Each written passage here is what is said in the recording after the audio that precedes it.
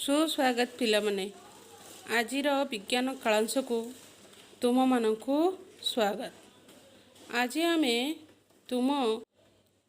ओ आम परिवेश पुस्तकर विज्ञान विभागर द्वितीय अध्याय खाद्य और पानीय जल दूषित हुए किपरि से विषय पढ़िबा। प्रथमे जानिबा खाद्य कौन और ताहा किपरि दूषित।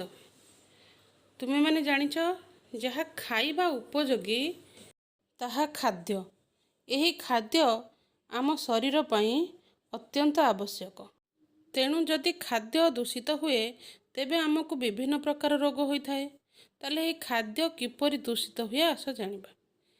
यही छबिटी तुमे माने देखि पारुछ। एठारे देख एही लोकटी किपरि बाहरे खाद्य बिकुछि एवं से खाद्य रे अनेक माछी बसिछन्ति। बाहरर धूलिमଳି मध्य एथिरे पड़िछि। तेणु एभली खाद्य माछी बसिथिबा बा धूली पड़िथिबा खाद्य जहा खोलारे बिक्री होइथाए सेगुड़िक खाइबा द्वारा आमको विभिन्न प्रकार रोग होइथाए। काहेकि ना सेगुड़िक दूषित खाद्य। तेणु एही भली बाहरे ओ खोलारे बिक्री होथिबा खाद्य सबु दूषित होइथाए। कारण एथिरे माछी पोकोजोक आदि बसिथांती। बाहरर धूलिमଳି पड़िथाए। तेणु एभली खोलारे बिक्री होथिबा माछी बसा थंडा खाद्य आदौ खाइबा उचित नुहे। एबे आसो देखिबा आउ केउ सबु दूषित खाद्य खाइबा उचित नुहे। एठारे देख कोठरी मध्यरे केते गुड़िए खाद्यर नाम लेखा जाइछि। एहा मध्यरु केउ गुड़ी को आमे खाइबा और केउ गुड़ी को खाइबा नहीं देखिबा। प्रथमे गरम माछ भजा। गरम माछ भजा आमे खाइबा को पसंद करिबा। कारण एहा गरम होइथिबारु एथिरे माछी बसी न थाए कि रोग जीवाणु न थाए। एहा परे बासी पाउरुटी। तुमे देखिथिबो पाउरुटी 3-4 दिन रहीगले सेथिरे फिंपी लागि जाई थाए एवं गंध बाहरी थाए। कारण एहा बासी होई जिबारु एथिरे फिंपी लागि रोग जीवाणु सृष्टि होइथांती। तेणु एहा दूषित खाद्य और आमे एहाकु खाइबा उचित नुहे। एहा परे रंधा होई बेसी समय खोलारे रहिथिबा तरकारी। आमे तो विभिन्न प्रकार तरकारी खाई थाउ किंतु एही तरकारी सबु जदि बाहरे खोलारे रही जाए तेबे एथिरे बाहरर धूलिमଳି पड़िथाए, माछी बसी थाए, फलरे एथिरे रोग जीवाणु सृष्टि हुए। तेणु आमे एभली खाद्य खाइबा उचित नुहे। कारण एहा दूषित खाद्य अटे। तेणु खाद्य को रांधि सारिबा परे घोड़ाई रखिबा उचित। एहा परे गरम रुटी। गरम रुटी मध्ये आमे खाइबा को पसंद करिबा। मु कहिछि आगुरु तुम मानकु गरम थिबा खाद्य सतेज थाए, माछी बसी न थाए। एहा दूषित खाद्य नुहे। तेणु एहा आम स्वास्थ्य पई हितकर। एहा परे बासी बरा। बरा तो आमे खाई थाउ किंतु एहा जदि बासी होई जाए तेबे आमे खाइबा उचित नुहे। कारण बासी होई जिबा द्वारा एथिरे रोग जीवाणु सृष्टि हुअंती और माछी बसी थांती। तेणु एहा दूषित खाद्य और आम स्वास्थ्य पई क्षतिकारक अटे। एहा परे तटका फल। तटका फल आमे सर्वदा खाइबा उचित। कारण एहा दूषित नुहे। काहेकि ना एथिरे कोनोसी रोग जीवाणु न थांती। एहा आम शरीर पई लाभदायक होइथिबारु आमे सर्वदा सतेज पनीपरिबा और फल खाइबा उचित। एहा परे घोड़ा होई नथिबा भात। घोड़ा होई नथिबा भातरे पोकोजोक धूलिमଳି पड़िथाए, माछी बसिबार संभावना थाए। तेणु एहा दूषित खाद्य। केवल भात नुहे जे कोनोसी खाद्य घोड़ा होई न रहिथिले ताकु खाइबा उचित नुहे। कारण एहा दूषित खाद्य अटे।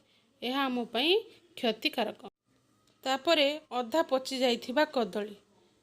पिला माने तुमे भाबुथिबो कदली तो अधा पची जाइछि बाकी अधा को आमे खाई परिबा। किंतु कदली अधा पची जाइथिले मध्य पूरा अंशरे रोग जीवाणु सृष्टि होई जाइथांती। तेणु अधा पची जाइथिले मध्य खाइबा उचित नुहे। कारण एहा दूषित खाद्य। एहा परे खोलारे थिबा मिठेई। खोलारे थिबा मिठेई बा कोनोसी खाद्य पदार्थ को आमे खाइबा उचित नुहे। एहा संपूर्ण भाबरे दूषित खाद्य।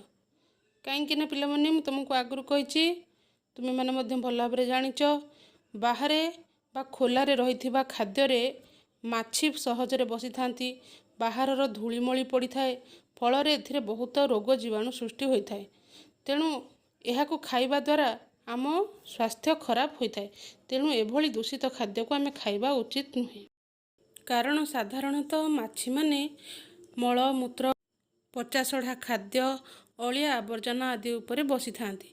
ଫଳରେ ସେମାନଙ୍କ ଗୋଡ଼ରେ ଅନେକ ରୋଗ ଜୀବାଣୁ ଓ ମଇଳା ଲାଗିଥାଏ।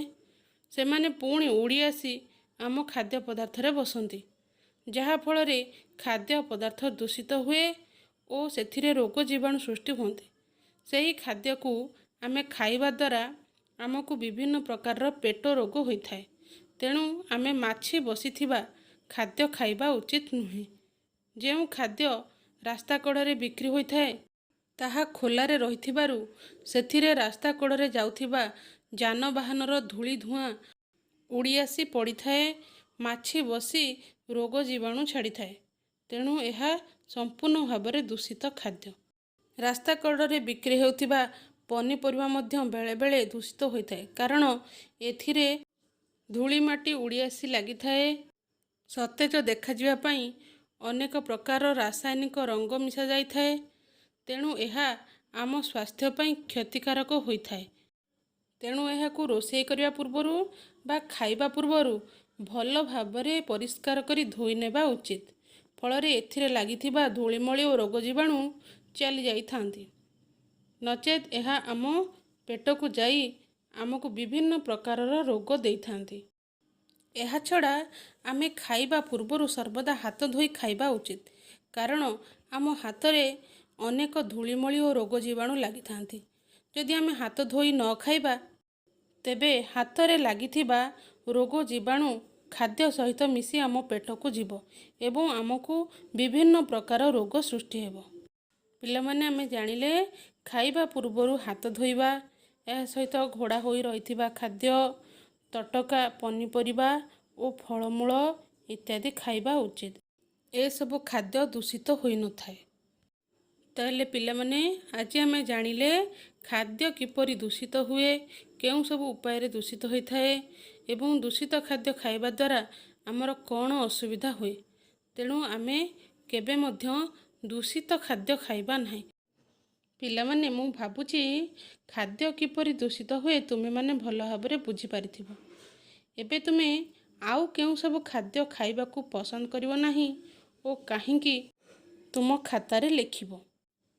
ଆସନ୍ତା କାଳାଂଶରେ ଆମେ ପାନୀୟ ଜଳ କିପରି ଦୂଷିତ ହୁଏ ସେ ବିଷୟରେ ଜାଣିବା।